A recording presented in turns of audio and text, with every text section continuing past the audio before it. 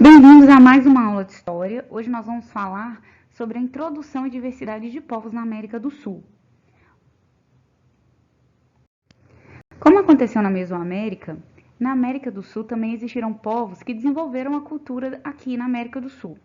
Bom, a cultura dos índios todo mundo já conhece e a gente já estudou aqui também nas nossas videoaulas. Então agora vamos falar das outras culturas que aconteceram nos outros lugares da América do Sul, como por exemplo, recebe o nome de cultura Chavin a civilização que se estendeu, que se desenvolveu no norte do Peru, entre 1500 anos a 300 anos a.C. Essa antiga sociedade é ainda apontada como um dos conjuntos que deram origem às atuais civilizações andinas do Peru. Iniciada no Planalto dos Andes e depois difundida em áreas próximas, a cultura Chavin foi interpretada até mesmo como sendo basicamente um culto religioso, devido à grandiosidade dos seus templos religiosos. Acredita-se que o declínio do povo Chavin esteja relacionado com as instabilidades e revoltas sociais ocorridas de 500 a 300 anos a.C., o que teria provocado seu declínio, resultando também no abandono dos locais onde eles moravam. Infelizmente também, através dos anos, foram tendo enchentes, foram tendo terremotos, onde se perderam muito da cultura do povo Chavin. As linhas Nazcas são um dos maiores mistérios da antiga civilização Nazca, ou até mesmo de toda a humanidade.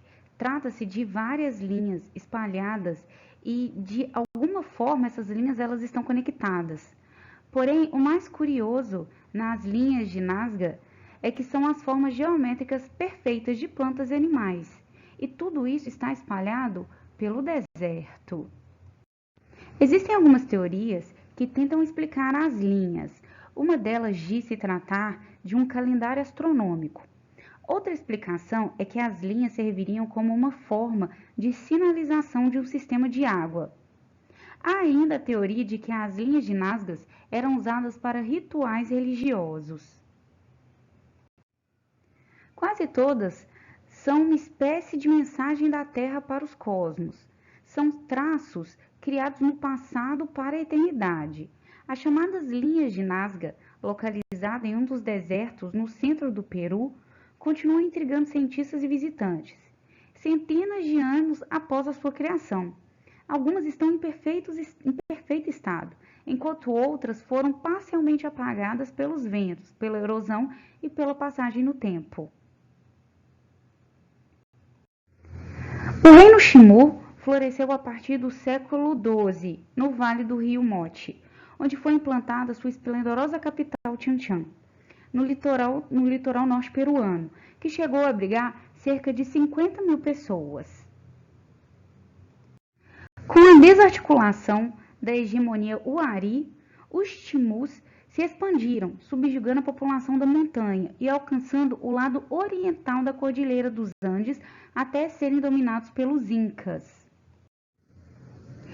Produziram uma cerâmica característica de cor muito escura, obtida por queima redutora, que combina elementos estilísticos da cultura Moche e da cultura Huari.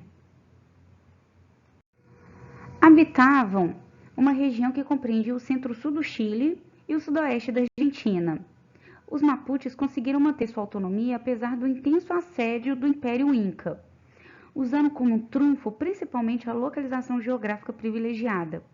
Era quase impossível para os Incas uma invasão bem-sucedida, visto que além do deserto e do gelo que estavam no caminho, no território Mapuche havia uma rede hidrográfica e montanhas muito grandes. O primeiro contato dos Mapuches com os espanhóis também não foram muito amistosos, sendo que eles acabaram com qualquer tentativa dos espanhóis conquistar o território Mapuche. Apesar disso, a invasão do território Mapuche não era muito interessante para os espanhóis, porque a economia deles era baseada na produção agrícola de milho, raízes e ervas, e no curimento de peles, com as quais os indígenas se vestiam.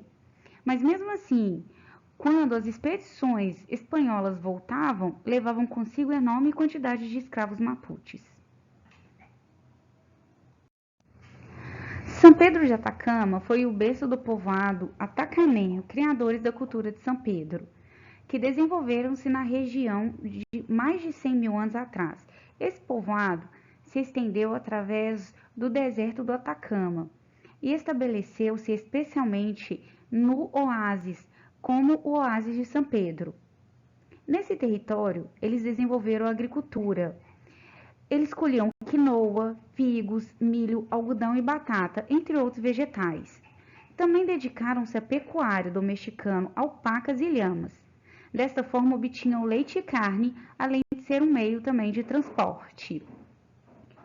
Outra de suas particularidades foi a elaboração de cerâmicas pintadas, artesanatos, tecidos, talhados de madeira e trabalho em bronze e cobre. Exercício de aplicação, módulo 24, atividade número 1. Meninos, pausem o vídeo para vocês lerem o texto e depois voltem para que nós possamos responder juntos. 1. Por que o arqueólogo austríaco Wolfgang Sadig foi condenado pela justiça peruana? Ele foi condenado por ter causado danos em 2014 ao geóglifo do beija-flor produzido há milhares de anos pela cultura Nazca. Por que a equipe de Sadig invadiu o sítio arqueológico onde fica o geóglifo do beija-flor? A equipe tinha a intenção de protestar na ocasião da Conferência das Nações Unidas sobre o Clima, realizada no Peru. As linhas de Nazca são patrimônio mundial da humanidade. Levando-se isso em consideração, qual foi a consequência de uma ação não autorizada para esse patrimônio? A ação gerou danos a esse patrimônio cultural, motivo pelo qual o ativista foi condenado. 4. Assinale a alternativa correta. A alternativa correta é a letra B, B de bola. A civilização Chavin tem origem em vários povoados que se formaram ao redor de centros cerimoniais. Não se esqueçam de fazer o para casa, os exercícios propostos da página 232, atividades 5, 6 e 7. E até a próxima aula.